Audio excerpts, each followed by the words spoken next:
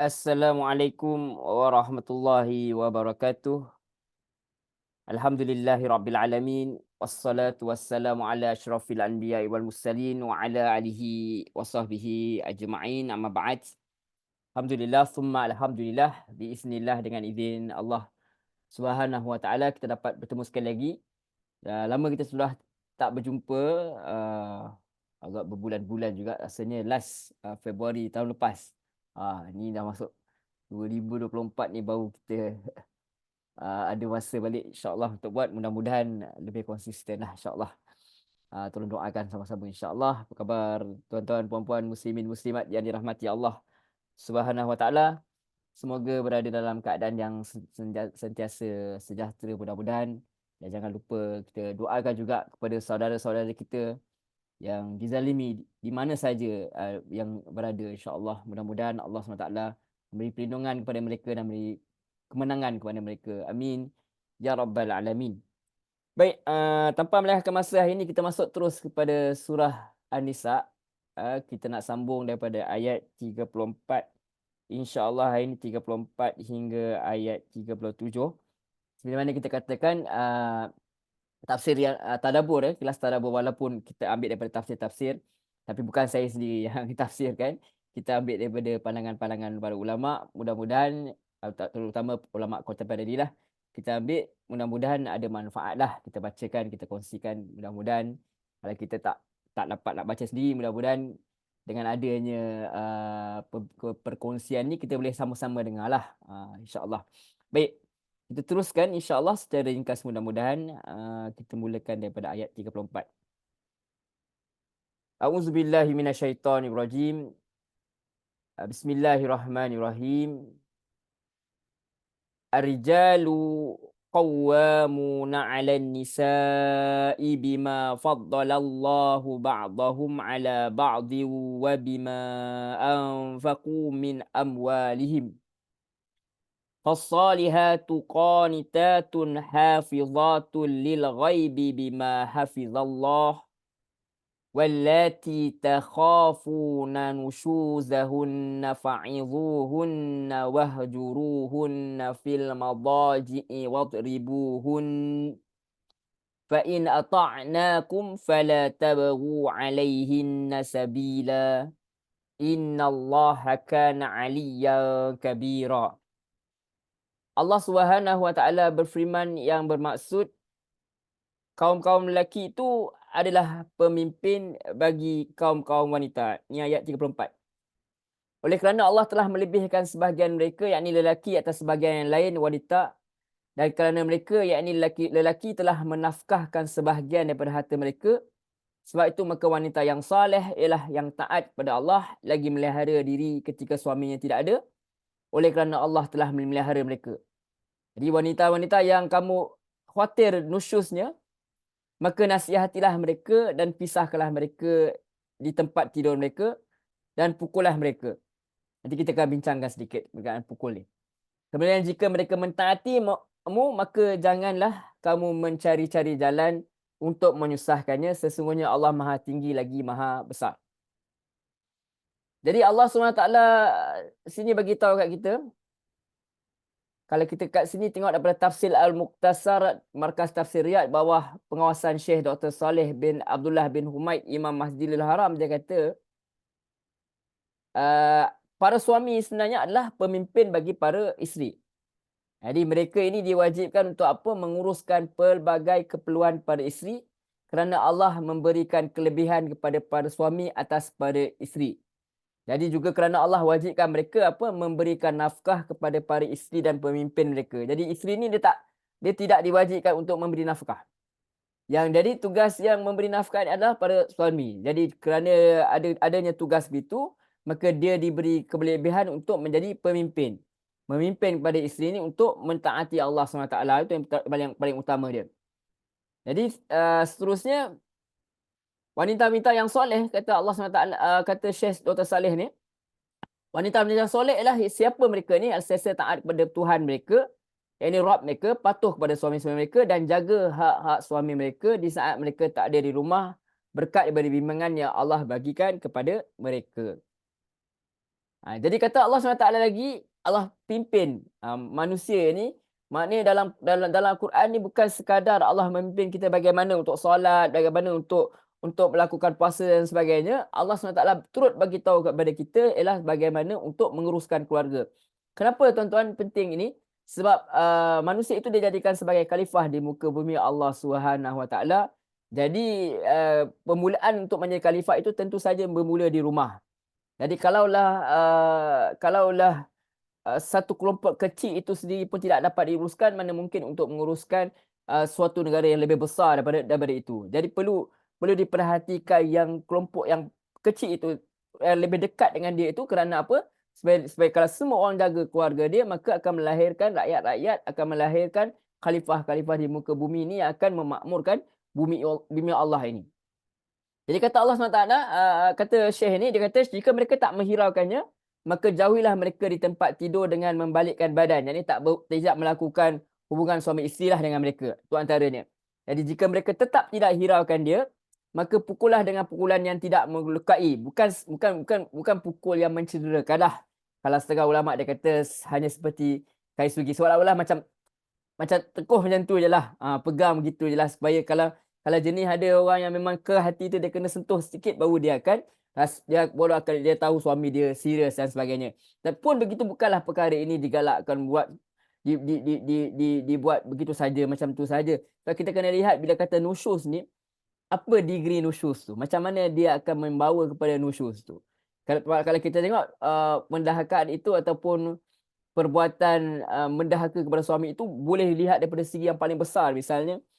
Misalnya dia pergi keluar dengan lelaki lain ke dan sebagainya. Bukankah itu semua boleh mendatangkan keparahan, menjatuhkan maruah seorang suami, keluarga itu sendiri. Jadi kita kena lihat kepada benda yang besar lah. Janganlah kita lihat pada, kita anggap macam benda-benda yang kecil, macam tak nak buat kopi ke apa ke sebagai dah nusyus ke, itu kita kena lihat. Kita lihat kepada perkara-perkara tersebut lah.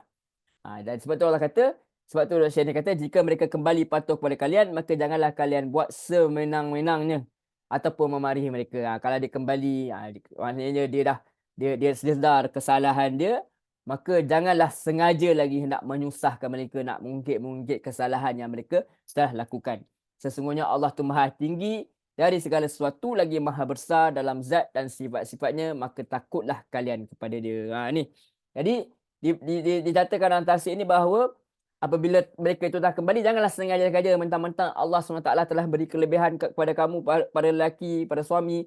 Janganlah kalian saja-saja pula untuk menyusahkan. Saja setiap kali mungkit benda yang lepas. Padahal benda dah lama, benda dah okey, isteri pun dah kembali kepada dia, dah bertaubat, dah tidak mahu buat perkara tersebut, tak mahu nusyuz dan sebagainya. Tiba-tiba kita sengaja menyusahkan mereka, menyakitkan hati mereka. Itu Allah ingatkan bahawa Allah tu Maha Besar, Allah tu Maha Tinggi. Jadi ingat, kalau kamu menzalimi isteri kamu sendiri, maka Allah sendiri yang akan ambil tindakan kepada kamu. Tetapi kata Allah SWT, Dr. Saleh dia kata, tafsirkan ayat tadi, dia kata jika mereka tidak hiraukannya, maaf yang kita dah baca ni. Jadi Ibnu Utsaimin dia kata,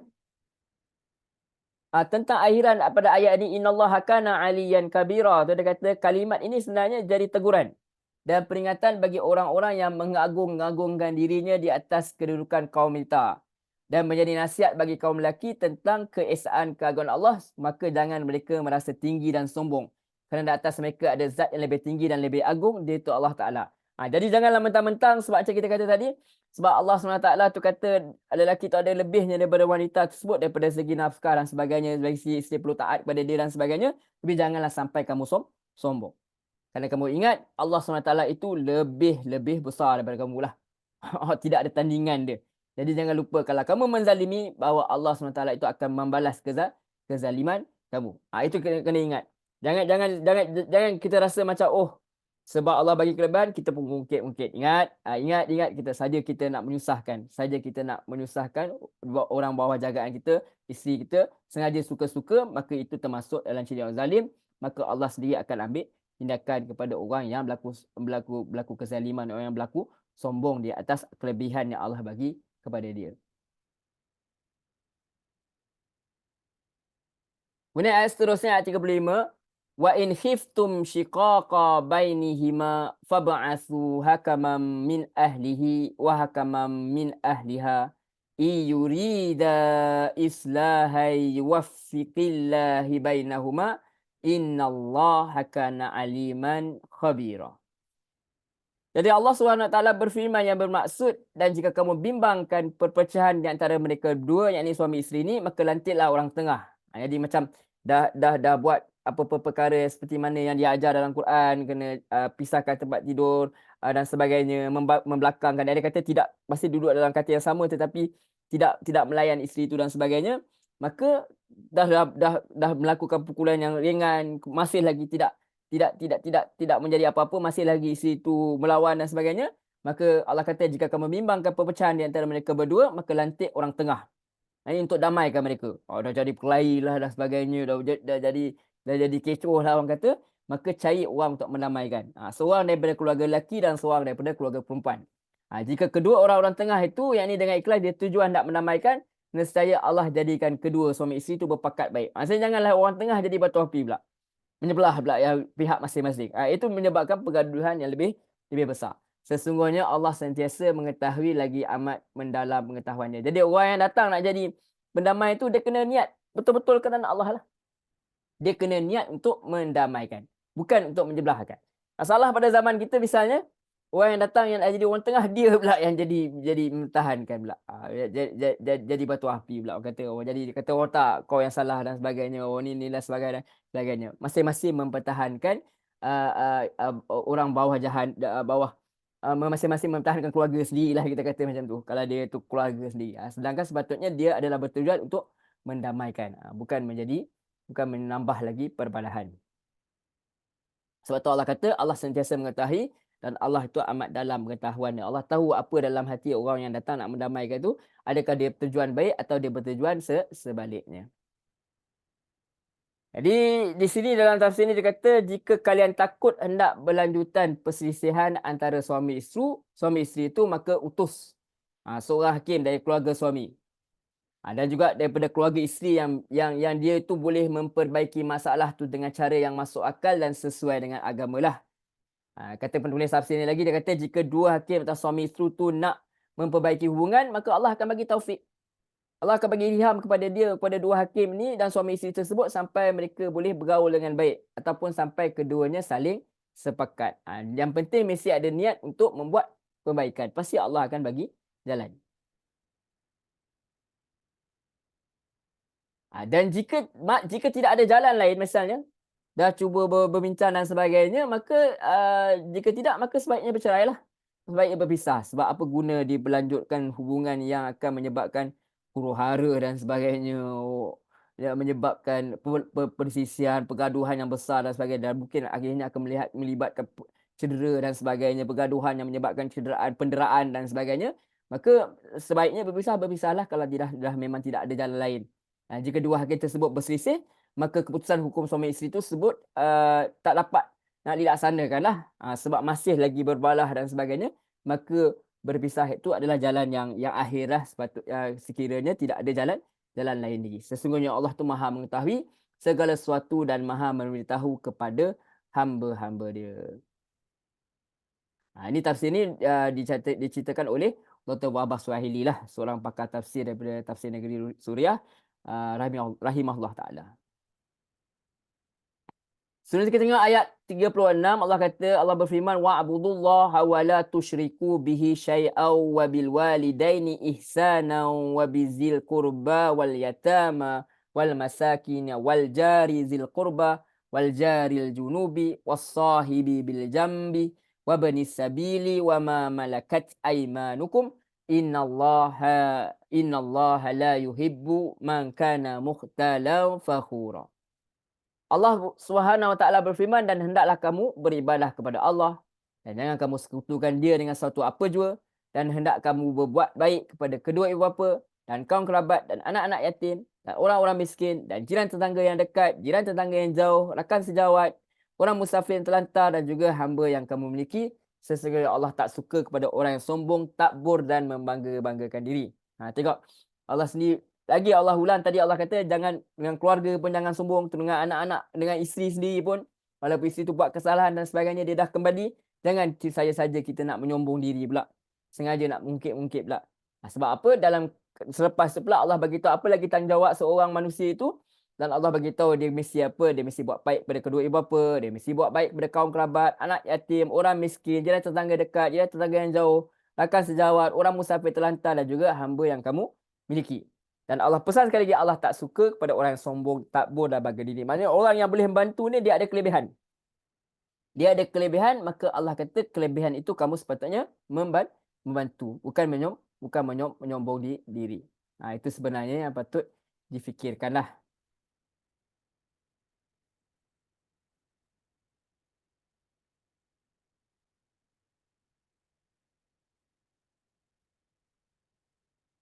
Okey, sekejap ya.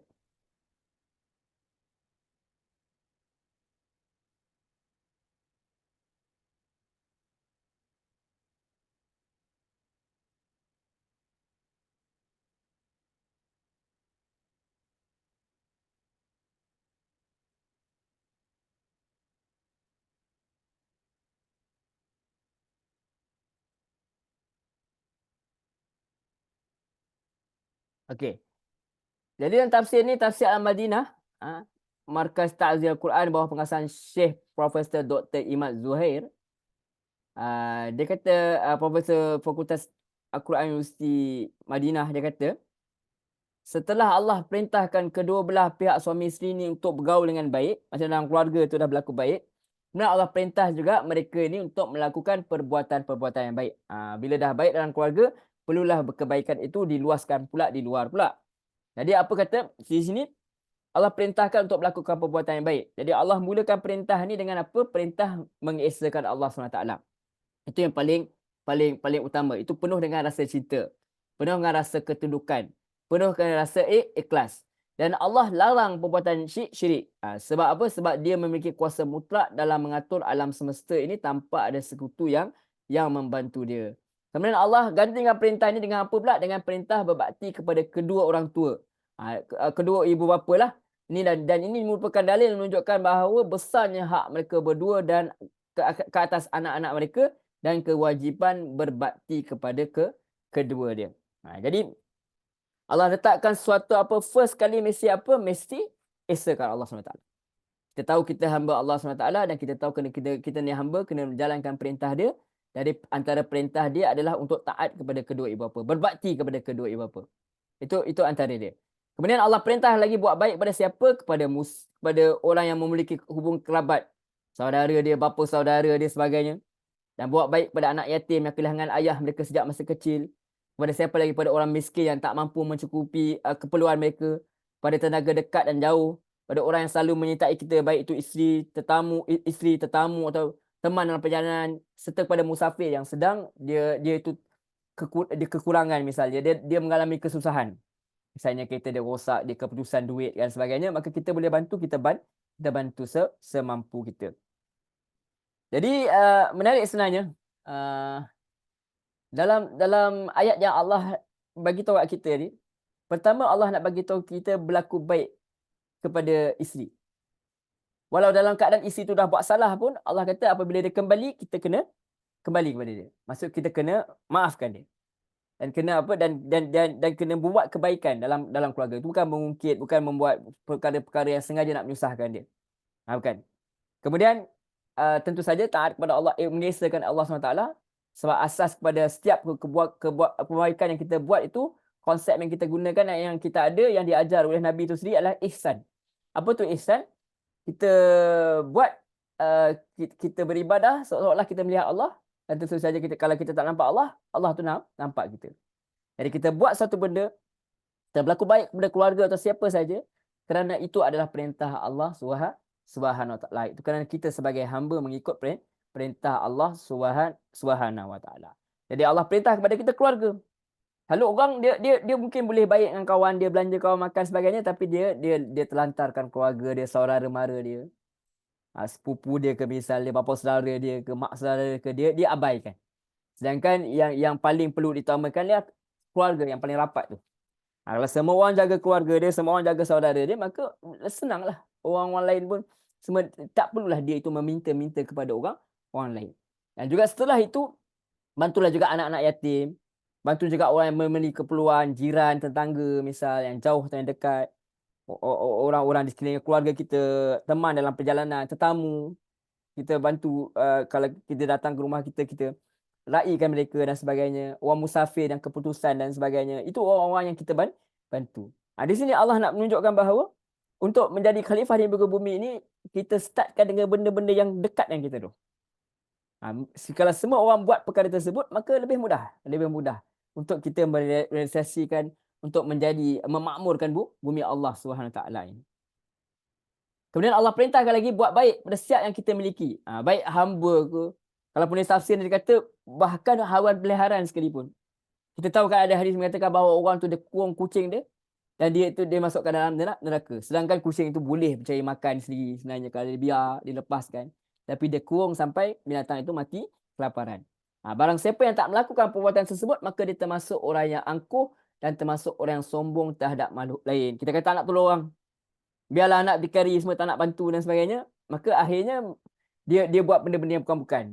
Dia minta tolong orang lain, dia buat perkara-perkara yang tak sepatutnya. Dia terlibat dengan perkara-perkara yang haram. Sepatutnya kita sebagai ibu dan bapa, kita nampak anak itu sah, bantu.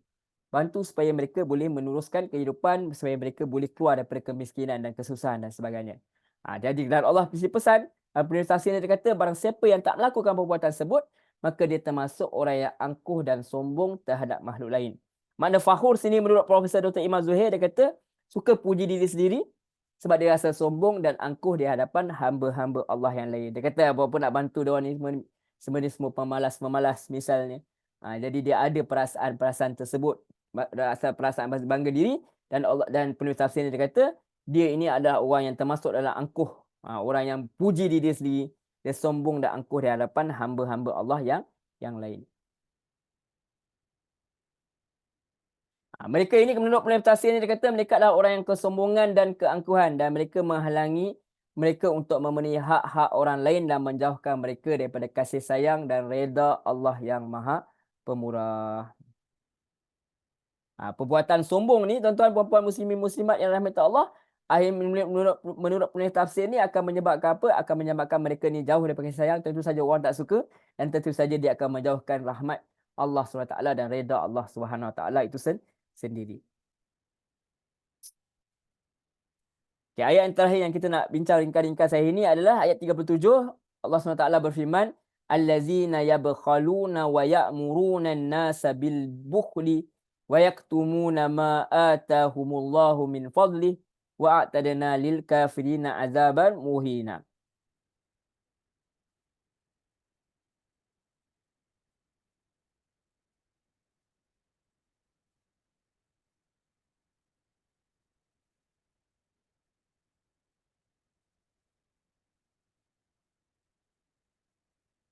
Okey. Sekali lagi saya baca ya.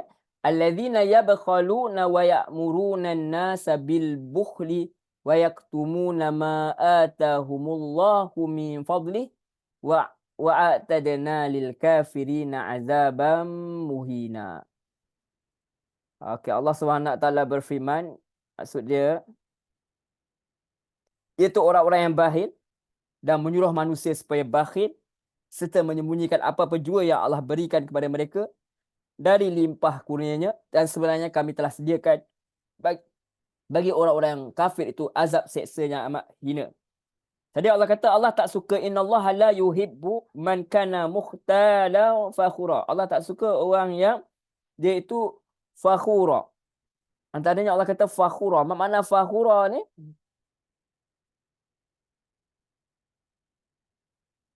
Kita tengok balik ayat tadi, Allah tak suka orang yang mukhtalan, orang yang sombong, takbur dan dia bangga-banggakan diri. Siapa ciri-ciri orang yang sombong dan banggakan diri? Allah jelaskan dalam ayat ini, iaitu orang-orang yang bakhil, orang yang kedekut, dan dia suruh manusia pula kedekut juga macam dia. Serta menyembunyikan apa-apa jua yang Allah bagikan kepada mereka dari limpah kurnia dia. Dan sebenarnya kami telah sediakan bagi orang-orang kafir itu azab seksa yang amat menghina. Kemudian sekarang Allah, menurut penulis tafsir ni, Syekh Profesor Dr. Umar Zuhair, dia kata Allah olok-olokkan mereka ini dengan sifat yang buruk, iaitu sifat bakhil dalam menunaikan kewajipan membayar zakat, serta mengajak orang lain untuk berbuat bakhil dengan perkataan dan perbuatan mereka. Sudahlah mereka ni tak nak tolong orang, dia ajak orang lain pula, hasut orang lain pula. Dia kata jangan tolonglah, orang tu semua tu pemalas, orang tu semua tak payah tolonglah, orang macam tu. Tolong pun dia tak mengenal budi dan sebagainya. Dia pula menghasut orang lain. Biasalah ada orang ni jenis yang macam bila dia nak tutup kelemahan diri dia, dia tak nak dia tak nak orang kata dia bakhil. So dia ajak orang lain pula jadi macam dia. Supaya orang kata tertutuplah, taklah dia seorang saja yang buat perbuatan yang buruk tu. Jadi mereka ni juga rupanya dalam ayat ni juga nak bagi tahu juga bahawa mereka ni juga bukan sekadar kedekut harta, tapi